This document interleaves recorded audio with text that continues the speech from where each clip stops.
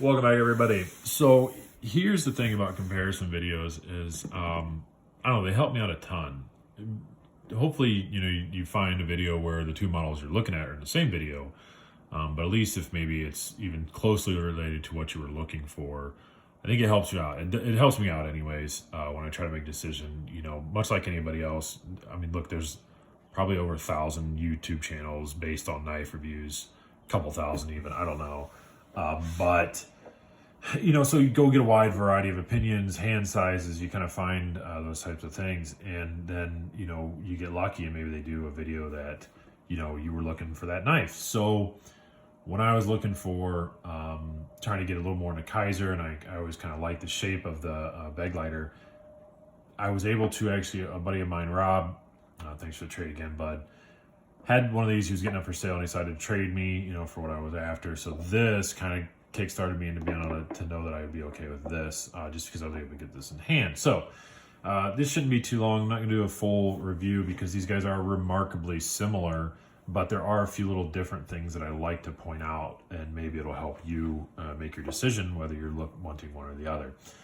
So a couple of quick specs on them that are basically the same. You have an 8.1 inch overall with the Begleiter, and you have an almost even 8 inches with the Domin. So Kizer, I don't know, as you can already see by the video, Kizer Begleiter, Kizer Domin. So you have almost the exact same size length there, the exact length overall. So that shouldn't make a big difference. You can see that they're lined up pivot to pivot. Oh, there you go. That's a little better. They're like that. Lined up pivot to pivot, it's almost the exact same. Weight-wise, 3.7 down here for the Domin, 3.8 up top here. Again, we're not talking about a big difference there. I don't know that you can notice a difference at all in 0.1 ounce. So probably not going to make a break decision there either. Price-wise and the variants available, I think that's where it really comes into play. If you do a quick search, and you can really go through, get lost on Blade HQ and Knife Center and everywhere else, there are a lot of variants still available. I think originally this probably had a bit more, but there are a ton of variants of the Begleiter out there, meaning blade steel. I've at least found 3 different blade steel. This is the Blade HQ exclusive with M390. So, your prices, this is about $100, but they keep going down. You can get an N690 blade steel, you can get a VG10 blade steel, and those go all the way down to like $50. I think even over last weekend, Blade HQ had one of these guys for $40, VG10 with G10. So, there you get quite a wide variety of blade steels, at least 3 different blade steels. You can get the G10 or micarta. Micarta comes in a bunch of different colors. Well, it comes in a couple different colors. The G10 comes in a wide variety of colors. This jade will probably soon be blue on here. I like jade or natural, whatever I'm called. I mean, this is just the G10 with no dye. The only reason why I like it is because I can change it to whatever color I want. I just haven't done that yet. So that gives you even a huge option. I've seen these available also with jade, or with natural G10. This is the micarta version. Several different colors of the G10. The micarta, I believe, only comes in 2 options. The blade steel, this is the N690 variant, but I've seen a VG10 as well, and that's about it. I don't believe that there was a higher end one, an M390 version. Somebody by all means correct me if I'm wrong of that. So your price wise then with the materials is basically $50 to $60, but it seems to be a little more limited. Both of these come in a mini option as well, and again, several different color variants and blade steels and so on. So that really doesn't change too much, other than, again, if you're looking for maybe that right color or right blade steel, you get a little bit more of an option up here with the Begleiter. So I think that's cool. The specs on them, other than that, the deployment on them is fantastic. Both of these are running just on phosphor bronze washers, and I think that's crazy that the deployment is so good on both of them, just being that. Now, again, please somebody point this out. I seen on Blade HQ, I think it was, that there is a ball bearing version of the Mini. That might be kind of slick, because really if I was going to be scoring these or ranking these, I would give the deployment to the Begleiter a little bit more than I would the Domin, because of two things. If you can see here, I'll flip this back out. I can really flip right-handed even though I'm left-handed, which is kind of weird. You can see the size. No, no, you can't. No, you can. The size difference of the thumb stud, so it gives you a lot more purchase on the Begleiter, as well as when it's nestled away in its liner, you know, next to the scales, you can see there's a lot more of a clearance below the thumb stud on the Begleiter than there is on the Domin. Now, I'm not saying it's hard to get in there and flick out the Domin. You can see that that thumb stud doesn't really stick out past, nor does this.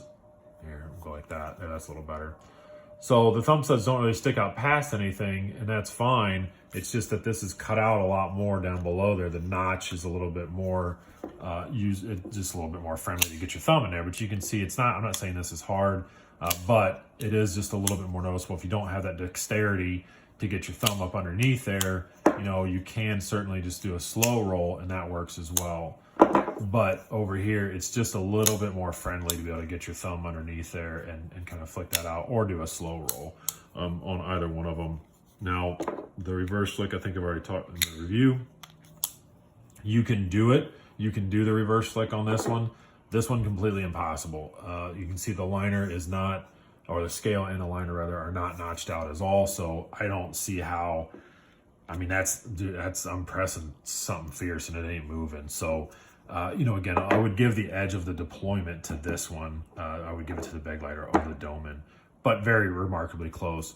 Thickness is another one where you're going to see a bit of difference here. Now, I don't know if you want micarta, they'd probably be a little bit better, but you can see there that the G10 on the Begleiter is a bit thicker than the micarta. I actually really appreciate that a little bit more. I like micarta a lot, and I think they do a good job with their micarta. It's a nice, durable feeling micarta, but because this is a little bit thinner, certainly a little bit thinner than this, but granted, just overall a bit thinner of a knife, and we'll put them here. You can kind of see. You lay them down like that. They're not drastically different, but this is just a thinner knife. There you go. They're not drastically different at all. In fact, I can set that one on top of there and take my hand away, which it gives you a pretty good look. I don't know if I can do that with this one. Didn't want to sit nicely. It doesn't, but that's okay. They're not drastically different, but they made this a little bit thicker, and I think I appreciate that because it is such a thin knife.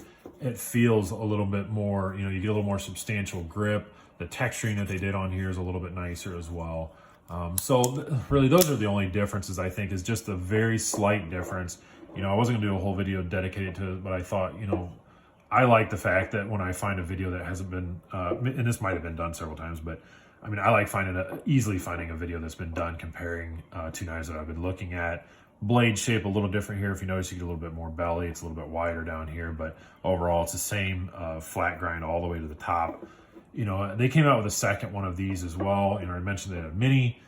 They came out with a Begleiter 2. Okay, sorry about that. My dog is turning 15 here, but he makes some funny noises that come out of I don't know what end, and it was kind of getting a little bit too noisy in there. So regardless, look, the overall of these guys, they are very, very similar. I do appreciate both of them. I think that they are both good knives. You know, if I was to recommend one over the other, I would probably say to get the Begleiter because I think it has more color options, a little bit more variance. You can get some more steels.